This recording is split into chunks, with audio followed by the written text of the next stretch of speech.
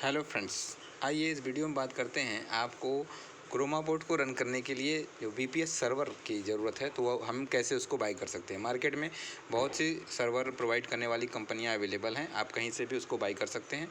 हम FX VPS website से by करते हैं, तो हम उसका प्रोसेस आपको दिखाने जा रहे हैं। आपको VPS बाई करने का लिंक इस वीडियो के डिस्क्रिप्शन में भी मिल जाएगा।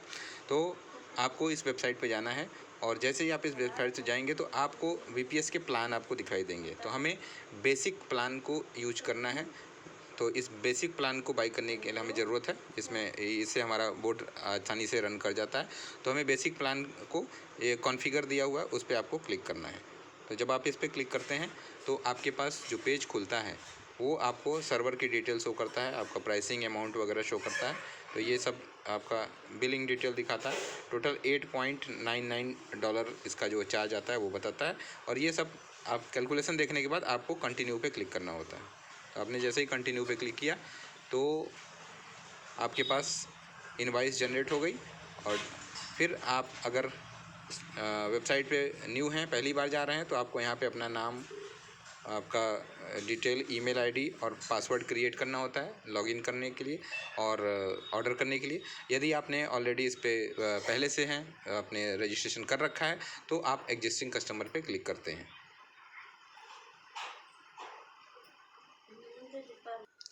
लॉगिन करने के बाद आपको आईडी पासवर्ड डालने के बाद आपको टर्म कंडीशन पे टिक करना है और चेकआउट पे क्लिक करना है। जब आप चेकआउट पे क्लिक करते हैं तो आपके पास एक एड्रेस शो करेगा। वेबसाइट आपको एक एड्रेस देगी जिस पे आपको VPS सर्वर का अमाउंट सेंड करना होता है।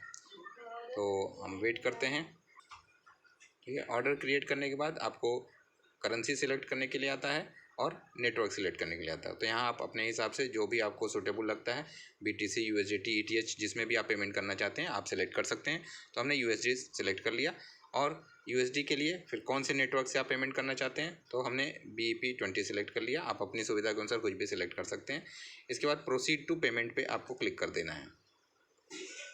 जैसे ही आप प्रोसीड करते हैं तो आपके पास एक रिसिपेंट वॉलेट एड्रेस शो होने लगता है। आपको इस वॉलेट पे ही उस VPS का जो भी इनवॉइस जनरेट हुआ है, उसका जो भी अमाउंट हुआ है, वो आपको इस पे सेंड करना है।